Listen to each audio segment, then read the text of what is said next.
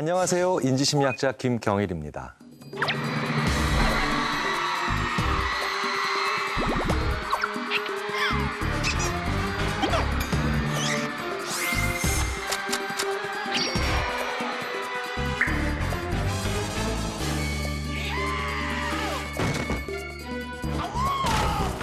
짤방이라고 하죠.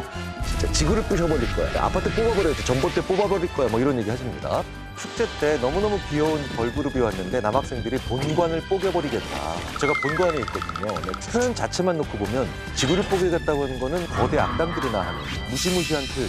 자, 그렇다면 왜 우리는 귀엽고 사랑스러운 걸 보면 지구를 부시고 싶을까요? 논문으로 읽어드리겠습니다. 자, 오늘 소개해드릴 논문은요. Diamorphous Expression of Positive Emotion. 다이몰포스는요, 우리말로 번역을 하면 이형적인, 좀 어려운 말이에요. 그런데 이 다이몰포스는 결국은 청개구리 같은, 그러니까 긍정적인 정서를 느꼈는데 기분이 좋아졌는데 그거를 오히려 청개구리처럼 정반대의 언행으로 나타내는 거죠. 부제가 이렇게 돼 있죠. Displays of both care and aggression in response to cute stimuli. Cute, 귀여운 자극에 대해서 반응을 하는데 care, 잘 돌봐주고 싶은, 그리고 aggression, 공격하는, 이 두 개의 전혀 상반된 표현이나 반응이 동시에 나올 수 있다는 겁니다. 심리학에서 cute라는 말을 들으면 꼭 언급을 해야 되는 연구자들입니다. 오리아나 아라곤 교수죠. 꽤 오랜 시간 동안 cute, 귀여운 것을 보고 사람들이 왜 공격적인 반응을 하는가에 대해서 연구를 해온 걸로 유명합니다. 정말 귀여운 거, 정말 즐거운 거, 이렇게 너무너무 귀엽거나 너무 좋아서 내가 어떻게 주체할 수 없을 만큼 나를 완전히 휘감는 그런 느낌을 받게 되면 사람들은 의외로 평상심을 되찾고 싶은 욕구라는 걸 늘 가지고 있기 때문에 귀여움의 반대, 거친 행동, 기쁨의 반대, 슬플 때 보이는 행동을 합니다. 그런데 그건 모든 인간한테 다 있다는 거예요. 자, 어떤 사람이 압도적으로 행복하고 기쁠까요? 올림픽에서 금메달 땄어요. 올림픽에서 금메달 따면 이거 이상 큰 즐거움 가지기 어렵죠. 보는 우리들도 그렇게 기쁜데 올림픽에서 금메달을 따면 큰 슬픔이 일어난 것처럼 대성통곡을 하는 경우도 있죠. 심리학에서는 이걸 호메오스테시스라고 합니다. 호메오스테시스. 평형 상태인 거죠. 신체든 마음이든 평형 상태를 유지하려고 하는 인간의 가장 기본적인 속성을 호메오스테시스라고 합니다. 너무 덥지도 않고 너무 춥지도 않은, 너무 배가 부르지도 않고 너무 배가 고프지도 않은, 딱 적당하다라고 우리가 얘기하는 모든 지점들이 있죠. 균형이 있는 상태입니다. 우리 인간은 그걸 굉장히 중요하게 생각하죠. 특히 이런 평상심에 대한 욕구는 한국 사람들한테 더 강한 걸로 나타납니다. 항상 균형을 맞추고 싶은 경향성이 동양 문화, 특히 한국에서는 강하죠. 그래서 외국 언론들은 금메달을 따면 한결같이 그렇게 우는 한국 선수들을 보면서 어찌 보면 약간 의외다, 왜 저렇게 울까 얘기들을 합니다. 이렇게 호메오스테시스를 추구하는 우리 인간은 긍정적 감정이든 부정적 감정이든 하나를 크게 느끼면 정반대의 행동이나 말이 나오는 경우가 상당히 있습니다. 그 반대의 행동이나 말을 함으로 인해서 균형을 맞추려고 한다는 거죠. 한번 예를 들어볼까요? 제목에 나왔던 그 다이몰포스 익스프레션을 느낄 수 있는 다양한 상황 30개를 두고 온라인으로 설문조사를 진행한 겁니다. 나는 누군가를 보고 너무 기뻐서 울어본 적이 있다. 나는 너무 신이 나면 소리를 질러본 적이 있다. 저도 있습니다. 저 군대에 있을 때 갑자기 생각하지 않으면 휴가를 받아본 적이 있어요. 근데 저희 지휘관이 김중희, 자네 아주 부대를 위해서 열심히 일했기 때문에 내가 휴가 일주일 동안 보내주마. 이게 저도 모르게 회의 때 나온 거예요. 회의 때가 아니고 다른 곳에서 받았으면 아! 라고 했겠죠. 그런데 소리를 제외하고 보면 누가 봐도 격분한 표정이에요. 이거니까요. 화를 참는 표정인데 오히려 저는 기쁜 마음에 소리를 와 하고 지르는 그런 행동을 취했고 오히려 그걸 막아내기 위해서 이를 악물고 다 티는 났지만 이렇게 좋은 일이 있을 때 울어보거나 소리를 지르는 거 사실은 슬프거나 화가 날 때 하는 행동인데 해본 적 많으실 거예요. 또 이런 경우 있죠. 너무 화가 나니까 웃음이 나와. 저도 많습니다. 고등학교에 다니는 첫째 딸이 30점짜리 수학시험 점수를 받아오더니 진짜 웃음이 나더라고요. 여기다 대고 30점에 그렇게 만족스러우세요? 라고 얘기하지 않죠. 말도 안 되는 얘기. 그런데 이렇게 웃을 때가 있어요. 몇 해 전에 9회 말에 구원 투수로 나왔던 어떤 투수가 자기의 실투로 인해서 상대팀에게 끝내기 안타를 맞고 이기던 팀이 완전히 경기를 지는 걸로 끝내고 나오는 그런 처참한 순간에 마운드에서 내려오면서 자기도 모르게 하고 웃어서 당신은 당신 때문에 경기를 졌는데 웃음이 나오느냐, 팬들에게 엄청난 지탄을 받았는데 저는 한편으로는 그 선수의 마음이 이해가 되더라고요. 그 처참한 순간에 사실 웃음이 나오는 경우가 오히려 꽤 많거든요. 자, 이렇게 부정적 감정이 들었을 때 오히려 긍정적 표현을 하고, 굉장히 긍정적 감정이 들었을 때 오히려 부정적 표현을 하는, 그게 왜 이상하지 않은 거고 자연스러운 현상인가? 이 논문에 보시면 어펜딕스, 소위 말하는 부록 혹은 보충 자료가 있습니다. 보충 자료를 보면 아주 흥미로운 자료가 하나 나와요. 바로 많은 언어권에서 귀여운 자극과 공격적인 표현이 연관되어 있음을 보여준다는 거죠. 자, 같이 한번 들어보실까요? 첫 번째로 인도네시아어입니다. Gemas. 그 끝이에요? 그러니까 이게 인도네시아어 그대로 나오는 거잖아요. 디마스 이렇게 돼 있는 거예요. 야 임마 뭐 이런 거 같다. 그치? 근데 뜻은 뭔가가 너무 귀여워서 폭력을 행사하고 싶다는 뜻이에요. 그쪽 표현에서는 귀여우니까 깨물어주고 싶다, 막 한 대 꼬집고 싶다 이렇게 아주 귀여운 걸 본 뜻인데 다른 나라 언어로 들으면 폭력적일 수도 있네. 자, 그러면 내친 김에 좀 더 몇 나라를 해보도록 하겠습니다. 프랑스어. Mignon à croquer. 이런 표현이랍니다. 참, 너무 귀여워서 냠냠 먹고 싶대요. 이거는 아나콘다라는 뜻이 아닙니다. 사실은 너무너무 귀엽다. 그래서 한 입 깨물고 싶다. 체코어로도 한번 들어보도록 하겠습니다. Mouchalovat.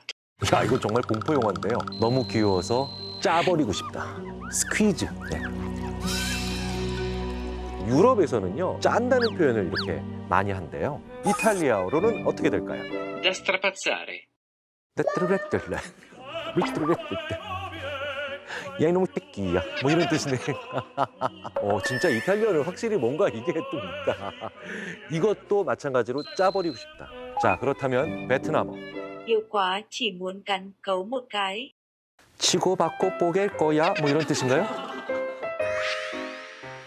오, 우리랑 되게 비슷해요. 거리가 먼 유럽으로 가면 짜낸다 표현이 많잖아요. 그런데 우리나라에 좀 더 가까운 베트남에 오니까 확실히 꼬집다가 더 많습니다. 자, 우리는 귀여운 걸 보면 실제로 말이나 행동이 좀 과격하게 나옵니다. 이렇게 귀여운 걸 보고 깨물어주고 싶다, 짜내고 싶다 이런 표현을 모든 나라에서 한다는 거죠. 우리나라만 하는 게 아니라는 겁니다. 자, 그런데 왜 뇌는 귀여움에 대해서 이렇게 다소 공격적으로 반응하는가? 압도적으로 귀여움. 여기서 압도적이다라는 건 뭐냐면 정말 크게 즐겁거나 귀여운 것들이 있죠. 너무너무 귀여운 거예요. 네.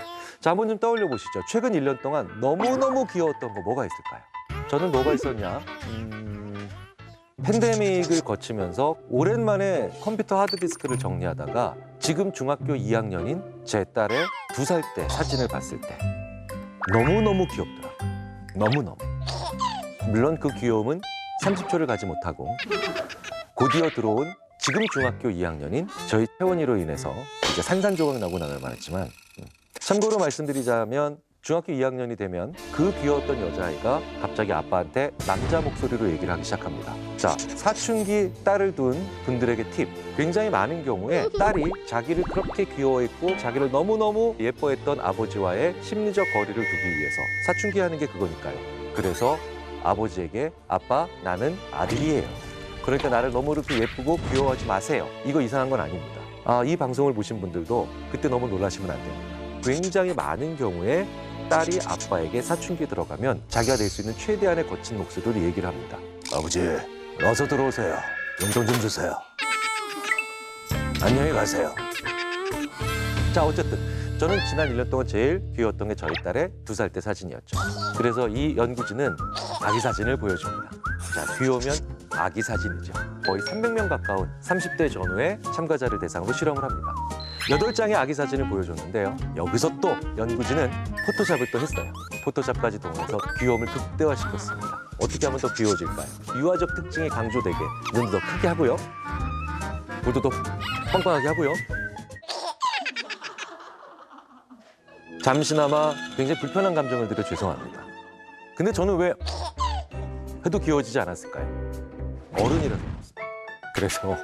그래서 그 아이들의 얼굴을 오히려 약간 어른스럽게 귀엽지 않도록 수정한 버전들도 있죠. 실험 참가자들은 굉장히 귀여운 아이들의 이미지를 보는 경우도 있고 상대적으로 그렇지 않은 이미지를 보는 경우도 있겠죠. 자, 그래서 실제로 실험에 참가한 사람들한테 물어봅니다. 얼마나 귀여운가, 귀엽지 않은가. 적혀있는 표현들은 이랬습니다.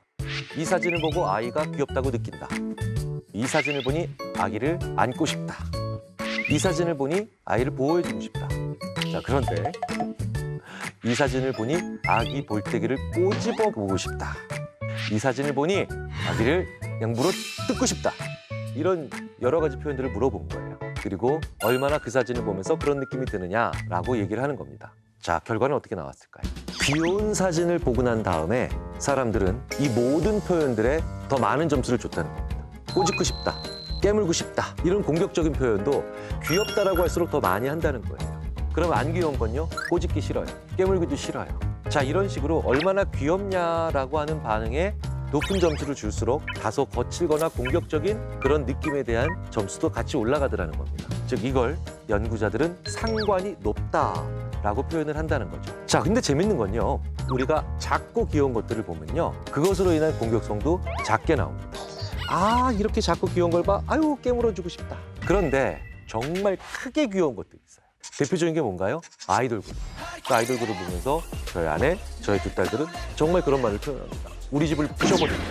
우리 집을 아니 부실 게 얼마나 많은데 왜 우리 집을 부십니까? 실제로 이런 말을 하시죠. 전봇대를 뽑겠다. 지구를 부시겠다. 작은 귀여움을 만나면 작은 공격성, 큰 귀여움을 만나면 큰 공격성을 보이는 것도 우리 인간으로부터 볼 수 있는 재밌는 행동의 일종의 호환성이죠. 이렇게 정말 귀여운 걸 볼 때 오히려 약간의 폭력성이 올라가는 파괴적인 언행이 생기는 거, 이게 인간인 겁니다. 진화적으로 봤을 때 자연스러운 현상인 거죠. 바로 이 두 개가 동시에 떠야 내가 오히려 더 적절하게 우리 종을 보호할 수 있다는 거죠.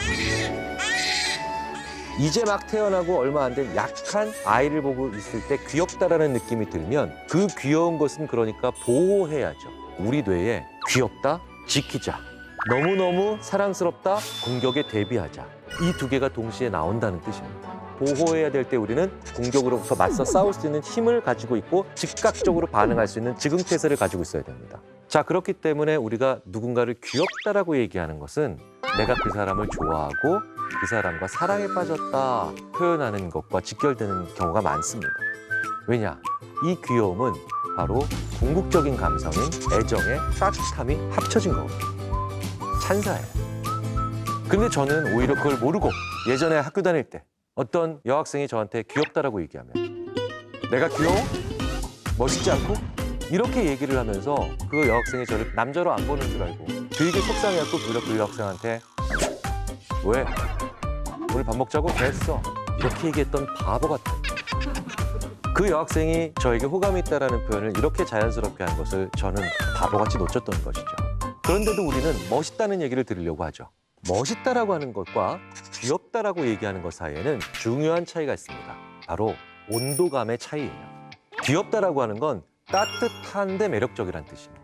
그런데 멋있다라고 얘기하는 건 다른 사람들이 당신한테 그렇게 느낄 거야 라고 하는 내가 느끼는 온도감이 없는 객관적인 매력을 얘기하는 겁니다. 그래서 주로 어디서 멋있다는 얘기를 많이 합니까? 바로 백화점에서 많이 들으십니다. 백화점에 가면 옷을 입었을 때 참 멋있으세요 라고 얘기를 하시죠. 참 귀여우세요 라고 절대 얘기 안 합니다. 그 백화점에 계신 분들은 그 말을 함으로 인해서 자기의 감정은 빼고 고객에 대한 객관적인 멋스러움을 표현하는 거죠. 우리는 왜 귀여운 걸 보면 옆 사람을 치고 싶고 꼬집고 싶고 발을 동동 구를까요? 참으로 재미있게도 우리 인구는 하나의 커다란 지구입니다. 그래서 지구는 균형을 잡아야 되는데 나도 균형을 잡고 싶은 거죠. 그래서 나라고 하는 이 하나의 작은 행성에서 무언가 플러스와 마이너스의 평형점을 찾고 싶은 우리의 마음은 귀여운 걸 보면서도 약간의 공격성을 만들어내게 하는 균형추를 잡으려고 하는 노력들을 합니다. How many of you have ever heard of BTS? And about 7 hands went up in the air. What do you know about Korea? No one knew anything about. Okay, well listen, before you leave, every single one of you will know who BTS is because they're about to be the most popular performance group in the history of the world. All the virus in the city of Seoul had blown out of Seoul, but everyone had a mask on. Who's gonna be the first person to take their mask off? This is great. This is absurd. This is actually an example of educational insanity. The thing that Koreans don't really understand is that how Korea is seen in the rest of the world. You're really powerful. You are really powerful.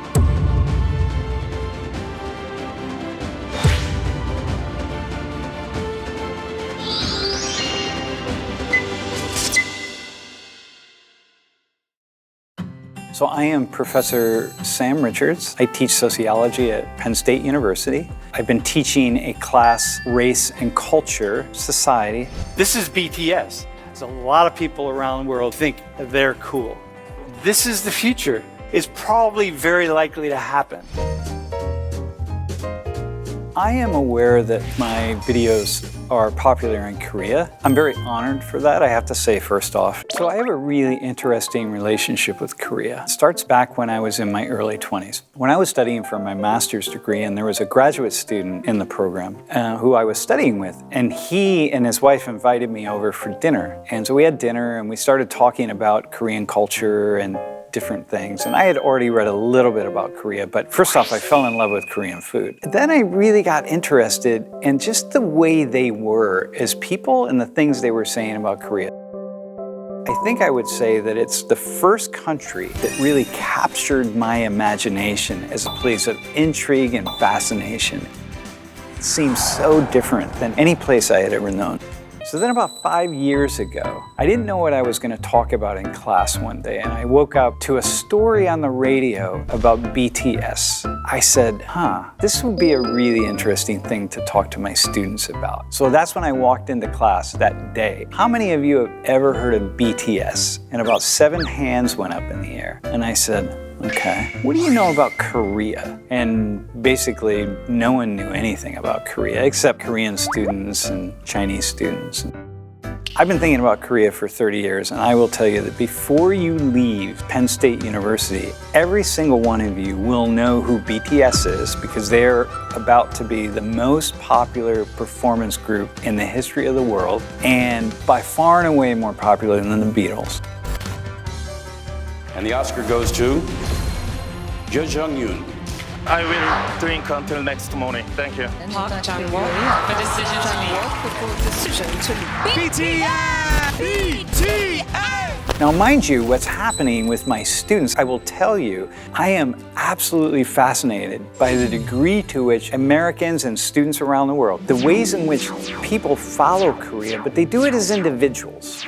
You have like a BTS army, right? But people are fascinated by Korea because they just found Korea. It's not because they're part of a group where everybody is interested in, Korean culture, or K-drama, or K-film, but it's because they discovered it somehow. And so I see this in my class with these random individuals who are really fascinated by K-culture and K-entertainment, but they don't know that other people are. It's like they're appreciating Korea on their own smartphone or in their own bedroom, and they don't really have a sense that there's this whole world of people interested in Korea. I think the thing that many Koreans don't really understand, is soft power. Soft power. People talk about soft power. In fact, the problem with soft power is that it's stated so much that it loses its power. It becomes becomes softer the more you say soft power. But the fact is, the soft power of Korea is only growing every single day. And I think the thing that Koreans don't really understand is that how Korea is seen in the rest of the world. First off, there's almost nothing negative about Korea. There's not negativity, we don't think of ignorance, we don't think of uneducated people. People see Korea, they think smart people, advanced technology, really people who are able to get things done. Some of it is maybe overstated in the eyes of some folks, but when people think about Korea, they think about it in a positive way, and that's soft power. So you have various K-dramas or film, or you have, K-pop bands, and they suddenly become popular around the world. People have the idea Korea is a cool place. Korea is an important place. Korea is a place that matters because many interesting things are coming out of Korea. And it doesn't matter that those interesting things might be a performance group, or might be a television show, or might be a film. It doesn't matter. What matters is that people see some kind of quality production production that is coming out of this nation. And it's cool, and they like it, and they think it's good. And so therefore, Korea is a cool, good, and likable place. And therefore, Korea has power, because that means that when Koreans talk, people will listen. Almost always have somebody from that country in my class, which is what leads me to talk about the country, because I want to bring some student down to the front and we have a conversation and so on. But people respond in different ways. Some people don't really care if I talk about their country. They don't feel proud, or they're not really happy, or countries that have a unique quality, people will be happy that I'm actually paying attention to their country. Koreans are always happy across the board because they're proud of what Korea has done over the past 30, 40, and 50 years. They haven't seen it, but they know from their history and talking to their parents and grandparents, people feel a sense of pride. Korea is a nation that has bounded upon the world stage in a very powerful and significant way. And I think for Koreans to hear that is really valuable for people in Korea. So I think it's the success of Korea that leads to an interest in how other people interpret that success. I get an email from Korea almost every single day. I also, from time to time, get emails from people who say, you're not looking at the dark side, you're not looking at the negative things, you're only saying positive things, talking about lots of different points, but it seems like when you talk about Korea, you only talk about the positive thing. When are you going to say some negative things? To which I often respond, you rarely hear me talk about negative things of any country. My job as a teacher in this class is to get people to open their eyes to places they don't know about. If I start by only talking about poverty, the problem is that's what people remember. My job is to get people to want to go to a country, to want to read more about the country, to want to know more about the culture, to really want to open up to it. And so I drop little pieces that are negative here and there, but I don't focus on that.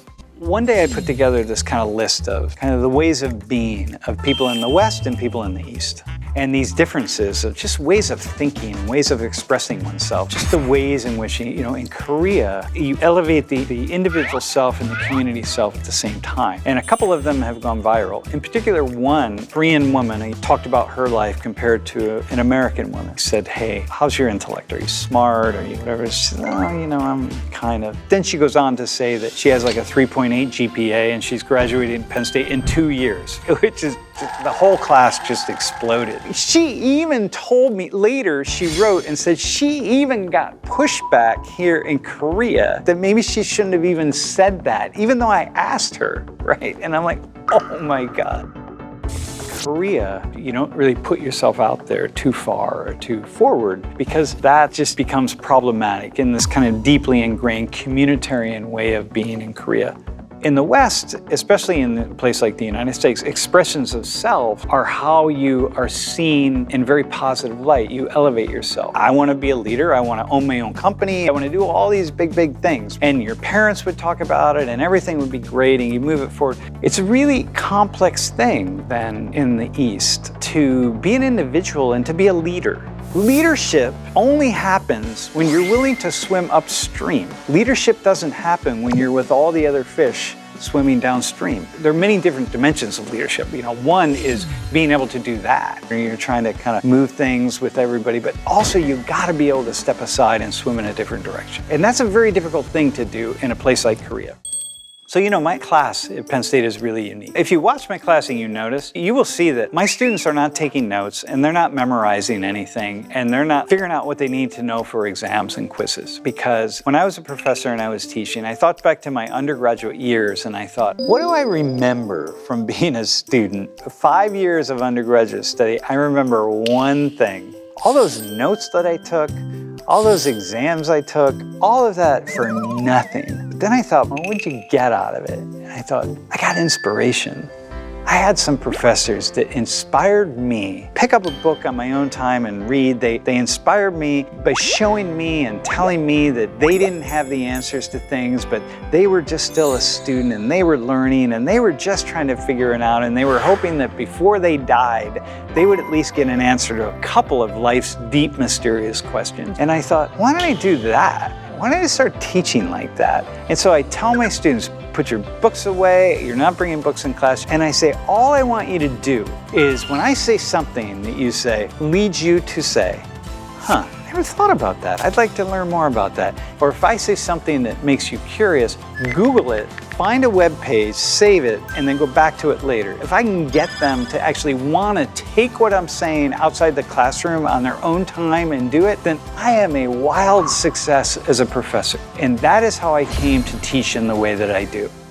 Most professors, most teachers have this idea that the way you teach is you open up people's brains, you pour information in, you let them sit with that, they spit it back on some kind of exam or a quiz or something, and then they move on with life. And then somehow they've been educated, but they have not been educated because the data show very clearly that people don't remember what it is. And I think here in Korea, it's called like brainwashing or something. You get done with an exam and you have to clear it out so you can start filling up your mind with things for the next exam. I mean, this is silly. What are you doing? This is absurd. This is actually an example of educational insanity. You're just responding to it. Why don't we see this in my class? I really can't tell you who the smartest person in my class is because I have no way of knowing that. I don't have a score at the end. Oh, this person scored 97.8 on the exam and this other person 97.7. Oh, so the 0.8 is smarter, and I can't do that. That's crazy. Crazy making, yeah. I've never met a single person who has a negative view of Korea, aside from a Korean. Korean scholars, Korean American scholars or European, French, or Italian scholars who study Korea have lots of negative things to say. So I'm talking about the average people in the population. I'm just talking about average, everyday people who really don't know very much. And I find that really fascinating. So don't forget, you're really powerful. You are really powerful. 최근 정말 많은 사람들의 마음을 빼앗으면서 그야말로 열풍이라고 불리는 현상이 하나 있죠. 지난 2월 출시돼서 현재까지 1,500만 개가 넘게 팔렸다는 포켓몬빵 열풍. 새벽에 편의점 트럭을 쫓아가서 백화점 오픈런을 불사하게 할 정도로 편의점 물건 오픈런을 하죠. 많은 사람들이 열광하고 있는 포켓몬빵 스티커 모으기. 그런데 이렇게 열광하는 사람들 중에 성인들이 굉장히 많습니다. 그리고 이분들은 이렇게 말씀하시더라고요. 어린 시절 마음껏 못 해봤기 때문에 재력이 생겼을 때 마음껏 즐기는 거라. 너무 이해돼요. 사실 어린 시절 좋아했던 무언가를 성인이 돼서 좋아하고 그것에 많은 돈과 시간을 쓰는 건 비단 포켓몬 빵뿐만은 아니잖아요. 인형, 게임, 스티커, 기타 등등 요즘 이런 것에도 열광하죠. 어린 시절 좋아했던 무언가를 성인이 돼서도 열광하는 사람들. 요즘 키덜트라고 하죠. 하지만 그런 키덜트들을 이해하기 힘들다라는 분들도 많이 계시죠. 그런데 그런 키덜트 같은 취미가 우리에게 꼭 필요하다는 것 혹시 알고 계신지요? 우리에게 그런 취미가 꼭 필요한 이유 오늘 심리 읽어드립니다에서 다 알려드리겠습니다.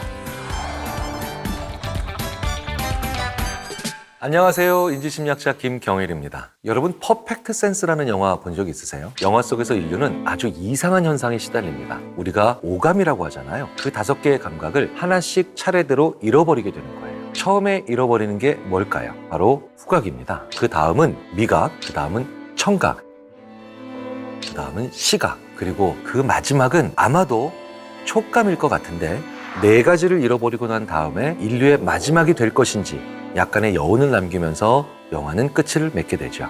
이 5가지의 감각 중에 어느 하나만 잃게 돼도 너무나도 힘들게 되는 건 분명할 텐데요. 전 인류의 오감이 순차적으로 사라진다니 상상만 해도 끔찍하고 괴로운 일이 됩니다. 그런데 이 영화 속에서 오감이 사라지는 순서는 어떻게 정해진 걸까요? 그걸 알려면 우리가 사라졌을 때 가장 괴로운 감각이 무언가를 알아야 합니다. 그게 바로 촉감각이죠. 원초적으로 가장 중요한 감각이 촉감각입니다. 그리고 그 다음에 후각, 영화 속에서는 가장 원초적인 1번을 빼놓고 2번이 사라지고 그 다음에 기능 순서대로 하나씩 사라지더군요. 그렇다면 이 영화를 통해서 말하고 싶은 건 뭘까요? 심리학자인 제가 보기에는 인간은 만질 수 있기 때문에 소유하는 건데 그 가장 원초적인 감정을 뛰어넘을 수 있을까라는 문제라고 생각을 합니다. 우리 인간이 가지고 있는 가장 원초적인 감각이 바로 촉각이기 때문이에요. 그런데 우리가 디지털 사회로 가면서 가장 충족시키기 어려운 감각이기도 합니다. 우리는 보고, 듣고, 느끼는 간접 경험의 창구가 정말 많아지고 다양해지고 있죠. 그런데 옛날보다 뭔가를 직접 만지고 경험하는 건 점점 더 현대사회에 들어오면서 기회가 줄어들고 있다는 거예요. 그렇기 때문에 실제로 뭔가를 하고 만질 수 있는 것들이 디지털 사회로 변화하면서 일종의 반작용으로 일어나기 시작한 거라고 볼 수 있다는 거죠. 키덜트들에 대해서 얘기하는 많은 분들이 어린 시절 마음껏 못 해봐서 그렇다라는 말로 근거를 찾으려고 하십니다. 이런 얘기가 사실일까요? 사실 심리학적 연구는 아직 별로 없습니다. 어린 시절 뭔가 결핍되어 있다는 증거는 아무데도 없다는 거예요. 연구자는 가설을 세우고 그걸 증명하는 사람이잖아요. 그래서 제가 이런 현상을 옆에서 지켜보고 세운 가설은 바로 이겁니다. 정상 범주 내에서 유난히 평균보다 더 그런 걸 모으는 걸 좋아하는 어떤 분이 있다면 시각이나 청각적인 충족은 이루어졌지만 피부, 즉 촉각적인 충족은 상대적으로 덜 이루어졌던 게 아닐까. 더 쉽게 말씀드려볼까요? 멋진 걸 많이 보고 좋은 걸 많이 들었는데 실제로 그걸 경험해보는 기회는 적었던 게 아닐까. 100년 전, 200년 전에는 시각과 청각적인 것도 잘 충족되지 않았죠. 그런데 TV가 보급되고 그 이후에 컴퓨터, 스마트폰 보급이 계속되면서 우리의 시청각은 너무나도 잘 충족되고 있습니다. 멋진 곳에 가지 않아도 그걸 볼 수 있게 되고요. 그리고 콘서트 장소에 가지 않아도 우리는 들을 수 있게 되죠. 하지만 촉감각적인 부분은 여전히 잘 충족되고 있지 않습니다. 최근의 현상들과 관련이 있다는 거죠. 이게 바로 제가 생각한 이유입니다. 그런데 병적으로 과한 건 아닌데 어린이들이 가지고 놀만한 아이템에 열광한다고 그걸 또 안 좋게 보는 시선들이 있으시죠. 성인이 어린 시절 아이템으로 돌아가는 게 못마땅한 분들이 계시다는 거예요. 우리 인간은 본능적으로 상징이라는 게 필요한 존재입니다. 상징에도 돈을 쓰는 것이 사람이라는 거죠. 우리는 여행지에 가서 왜 기념품을 사올까요? 왜 비슷한 디자인의 옷인데 유명 회사의 로고가 박히면 거기에 더 많은 돈을 기꺼이 지불하나요? 상징, 심볼을 원하는 게 인간이기 때문입니다. 어떤 특정한 굿즈나 스티커 같은 걸 나의 상징으로 소비하는 것이 영장류라는 인간이기 때문에 하는 행동이라는 거예요. 우리는 무언가 그 상징을 통해서 마음이 흐뭇해지기를 원한다는 겁니다. 그 흐뭇함이 뭐냐면 마음의 영토를 넓혀가는 겁니다. 내 만족의 크기를 넓혀가는 거죠. 그러니까 이런 상징으로 내가 즐기는 걸 이상하게 보는 사람이 오히려 이상한 거 아닐까요? 때론 인형이 어른들의 생산적인 자기개발의 수단이 되기도 합니다. 최근 핀란드 투르크 대학 인문학부에서 아주 재밌는 연구를 진행했습니다. 헤어, 메이크업, 홍채색, 옷 등을 원하는 대로 바꿀 수 있는 브라이스 인형을 가지고 노는 어른을 대상으로 그 사람들이 그 인형을 어떻게 활용하는지 조사한 거예요. 조사 결과 어른들이 인형으로 했던 일은 뭘까요? 인형놀이를 매개로 새로운 취미 생활에 입문하거나 이전에 없던 능력을 기르거나 심지어 새로운 사회적 관계를 맺기도 했다는 겁니다. 인형에게 새로운 옷을 직접 만들어 입히다 보니 바느질 같은 수공예에 흥미가 생기는 이런 식이라는 거예요. 그렇게 자신이 꾸민 인형을 소셜미디어로 타인과 공유하는 과정에서 사진이나 영상 촬영 기술을 습득한 적도 있습니다. 또 비슷한 취미를 가진 사람들과 교류가 생기기도 했다는 거예요. 누군가는 애들이나 가지고 노는 걸로 어른이 가지고 논다고 수군될 동안 좋아하는 일을 하면서 그걸로 다양한 자기 개발의 목적까지도 달성한다는 겁니다. 이건 키덜트의 꽤 긍정적인 영역을 보여주는 실험이죠.